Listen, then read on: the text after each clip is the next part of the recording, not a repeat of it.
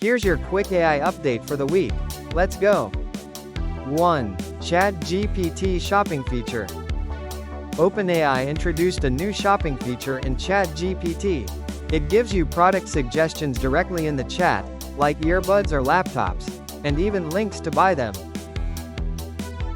Results are being analyzed and being listed quickly. 2. Google Gemini supports 35+ languages. Gemini now works in over 35 languages, including Turkish, Arabic, and Japanese. This expands access to global users, and might even hint at more multilingual AI features coming soon.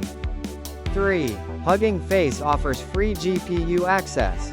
HuggingFace just launched free GPU access for small-scale AI projects.